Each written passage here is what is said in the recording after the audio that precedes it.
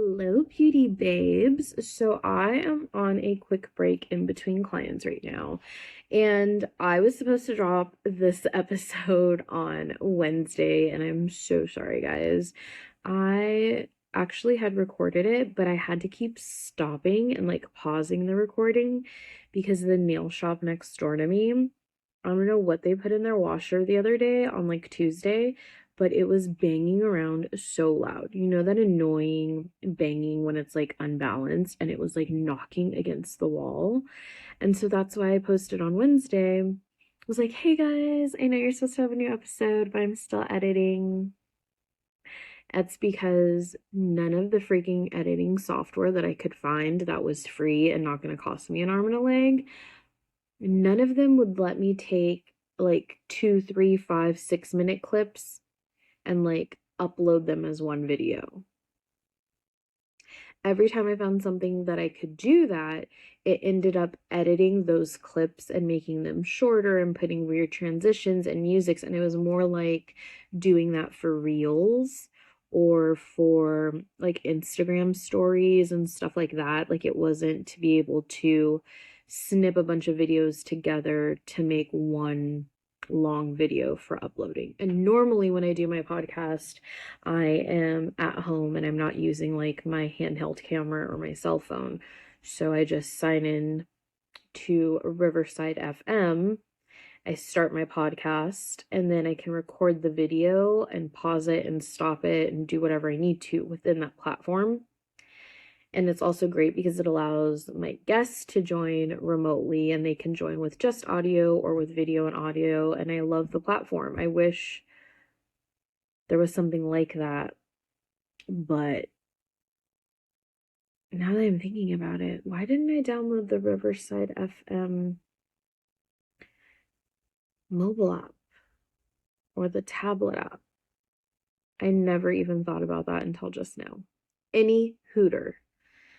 I didn't post this video because I ended up with like 12 different videos that were 1 and 2 minutes long, and I couldn't combine them to be one video. And then I didn't want to try to re-record it because it was happening the whole time I was here, like even when I had clients.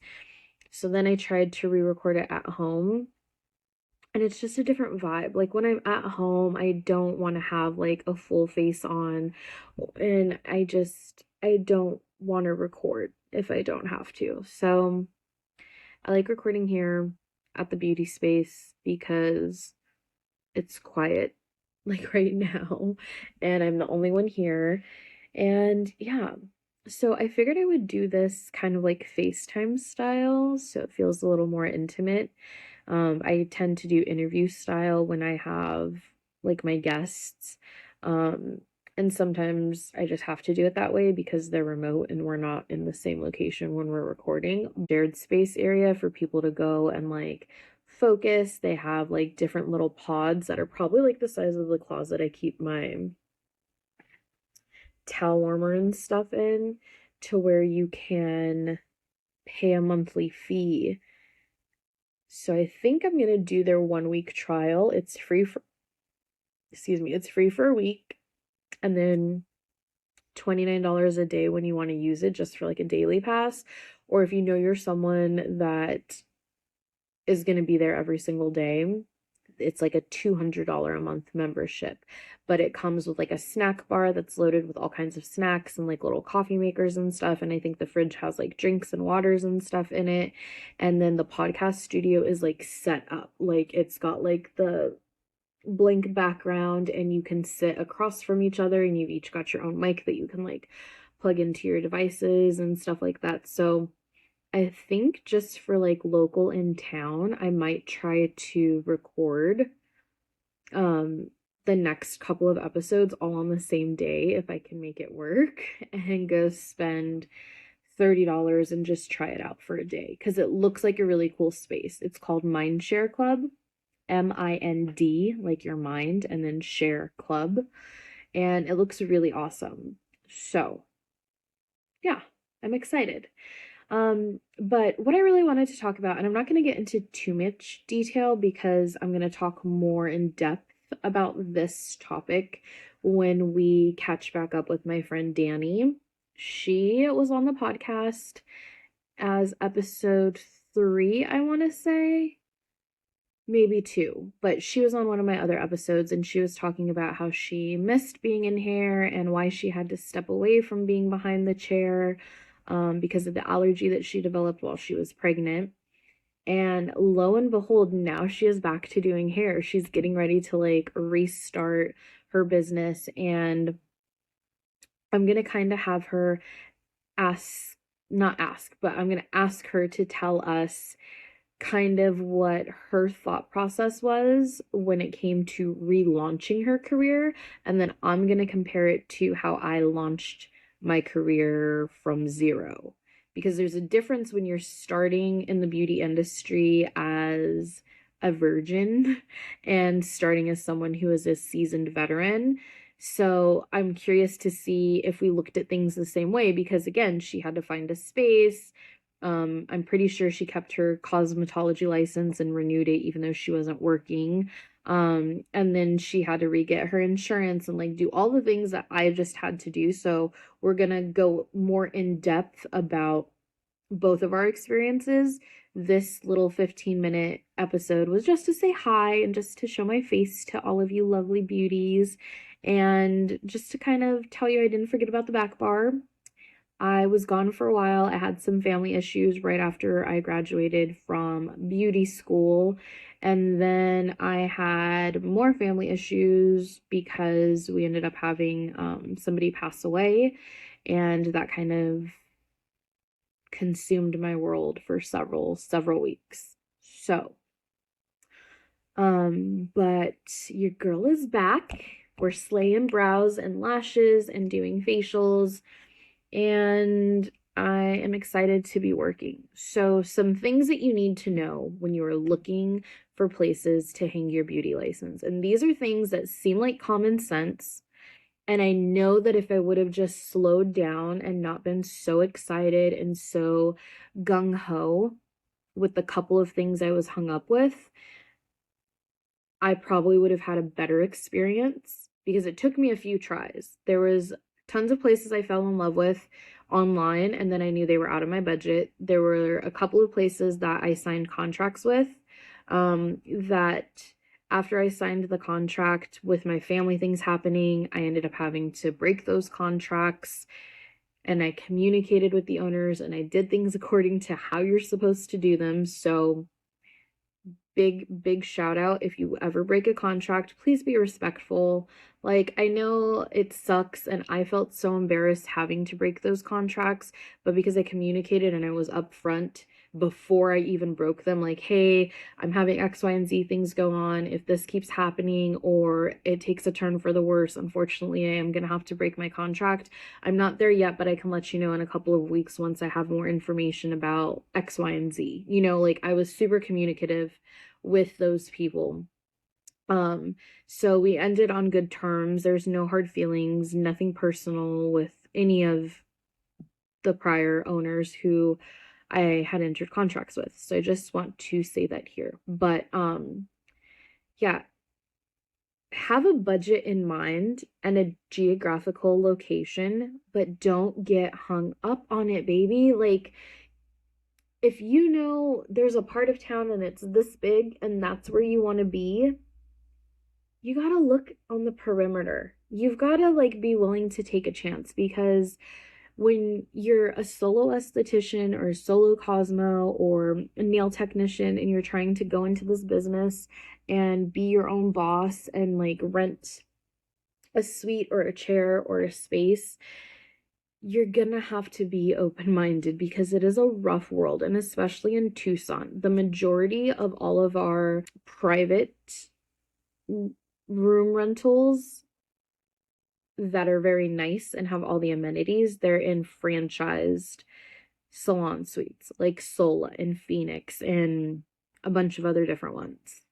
And those for me are all central and northeast, southeast, and like far east side of town. I actually live on the outskirts of Tucson in Marana, which if you're from here, Marana, Tucson, Oro Valley, like it's all the same. It's just a so I was really trying to stick to Marana or the north west part of town because I knew it was easily accessible for me, and all the clientele I had built up working from home lived in that area. So I opened my horizons and I found the couple of spaces that I thought were going to work. And if I'm being honest with myself, and I wasn't just excited to get out there and work and signing on that lease, I probably for sure wouldn't have signed the lease on the first place that I found, because you had to walk up stairs that were outside. And I have a lot of clients with mobility issues due to age and other health things, and I knew that was going to be a killer. But dealing with talking to people who have been in the industry longer and move locations, they're like, don't necessarily let that be like a downfall for you. Like, everybody loses clients when you move locations. That's just a natural attrition that occurs because people don't want to drive further or whatever the situation is. So if the clients that you lose moving to this location happen to be the ones that can't walk up the stairs, like, you were going to lose clients anyways. So I shoved that off, and I shouldn't have. And the suite did not have water in it, which for an esthetician, for me, being big with facials, I need to have water. Like, I need to have a sink. And I know there's ways where you can buy the little sink at Lowe's or Home Depot for a couple $100s, and you can put a Culligan's or a Sparkletts water bottle under there and a little mini water heater. But honestly, I wasn't trying to have to take that like initial investment, because I was already stressed about having to pay like a weekly rental, you know? So make sure when you are touring things that you please take notes. I don't care if you open your phone and you have a blank note or a blank text message to yourself or your best friend or your spouse, and you just put, this is the address, here were my thoughts. Didn't like the stairs that were outside. Didn't like no access to running water in my room or very close to my room. No cabinets, no fixtures, no counter spaces offered inside the room. Perks were small deposit, flexible leasing terms, ability to paint inside my suite, and it has a door that locks. You know, like, just different things that you could have done that on. And just take good notes, because if I would have took those notes and remembered those things when I got home, instead of trying to be so optimistic, I probably would have not signed the lease with the first place. The second place, it was kind of more of a station that I was an employee who could use that facial bed for lashing purposes only, and I would receive training, and then I would make a commission rate on every set and sale that I made for like retail, because this person also had their own lash product line.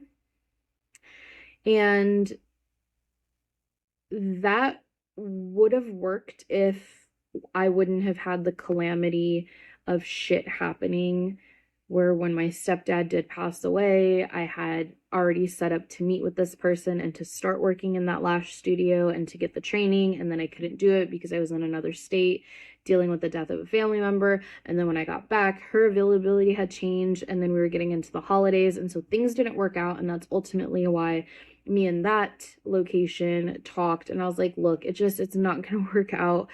You know, I didn't plan to lose a family member, and now it's the holidays and you're super busy and I haven't gotten trained, and it's been a month since I've been hired. I think I'm just not going to work through the end of the year and see if a different location can pan out. And she was super awesome. I love Carla so much. She was like, I totally get it. It's nothing personal. Thank you for communicating with me this whole way. I'm sorry we couldn't make it work, but I wish you all the best. Feel free to pop by if you ever need like guidance, or, you know, if you want to buy any of my lash products and stuff like that. So her and I are still on very, very good terms.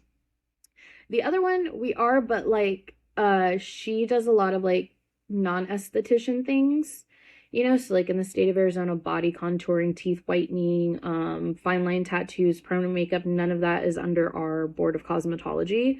So I don't really have a lot to kind of talk to the first location's owner about. Otherwise, I probably would.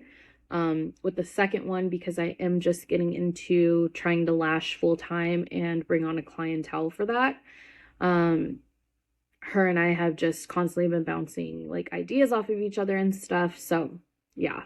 Um, but definitely take good notes and please tour places. So many places look great online and people post like these bomb pictures, and then you get there and you're like, oh, I wasn't aware it was a shared space, or oh, I wasn't aware that the space was this small. Like I thought maybe it was just the photos and it was hard to tell like how large the room was in depth perception. So be open-minded to your location geographically, take lots of notes, drive by the places even before you set an appointment to tour. Maybe just drive by there and see how far it is for you to get there from home and stuff like that.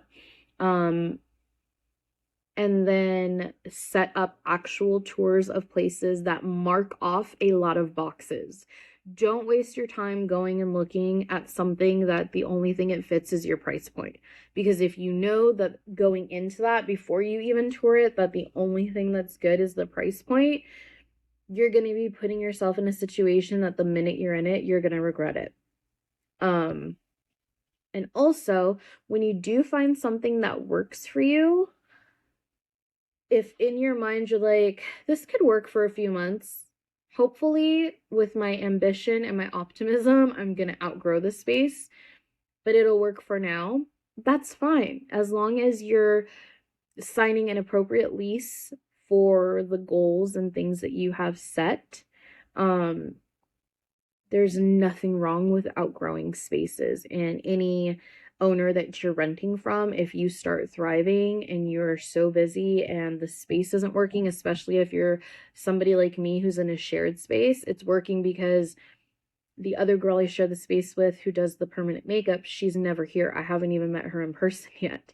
So I tend to find that my appointments have been during times when she's just not here, and I come in and I know that somebody's been in the building because the trash will have been emptied, and then I see like a coffee cup in it or something. So I know that obviously she's working, but we just have never been here at the same time. I do know if the owner gets hairstylist in, like she's hoping to, and when she gets back to work after having her little baby, it's going to be very noisy in here. There's going to be other clients, and that's not going to be so private. So I know at least through this year, while I'm building my clientele and my lash clientele, this location works for me right now. It fits the budget. It's geographically where I would want it to be. It's close to the freeway. It's easy for people to find. There's no accessibility issues for my clients that I see who do have mobility issues. And it's a shared space. It's not my perfect ideal forever home, but I knew when I was looking to rent, nothing I was looking at was going to be my forever home. So don't be hard on yourself if you find yourself in a situation that you have to break a contract. It happens a lot. Just communicate, and make sure before you sign those contracts, you're reading on the policies for breaking them. And hopefully that will help you guys. I feel like a lot of the ebooks and business things that are out there for solo estheticians and cosmos, they talk a lot about, the stuff that's a little more harder to comprehend, like, hey, where do I get insurance as an esthetician or a cosmetologist? State Farm doesn't offer that, even though they do, but just things like that. It talks about like getting your business license and opening a business checking account and things that are more like state board friendly or compliant. State board compliance to keep you state board friendly and not in violation of stuff. But I feel like none of them really talked about the important things you needed to think about and know going into being a renter, whether you're renting a chair, a shared space, private space, or you're being brought on as an employee and making commissions. Like there's just so many different options for us as beauty professionals, which is amazing. But because there's so many different options, it can be super confusing and so overwhelming. So hopefully you get a few takeaways. My situation is just my situation. It was very much more difficult than I wanted or wished it had been, but that's life. You know, we try to always prepare, but the unexpected does happen. So you got to stay fluid, stay moving, and just keep looking ahead towards the future, right? But yeah, thank you guys so much for sitting here and chatting with me on this little 20-minute break that I have between clients. I hope this video helps you guys. And just know that your opportunity, when it comes, it is going to be the opportunity for you, because honestly, the place that I found and I am at now is the most budget friendly out of all the places I had been looking previously. And the location being so close to the freeway and still on the north side of town for me were just like, oh, like angels were singing. And then when I met the owner, and she was super sweet, and the fact that she hasn't filled the hairstylist rental spaces yet, and the other girl is also kind of just new and starting out like me, I kind of have the upper hand a little bit because I'm the only one in the salon steadily working every single week. So it's nice. So it kind of feels like it's my own private space. And hopefully we all start thriving and getting busier, and we get hairstylists in here.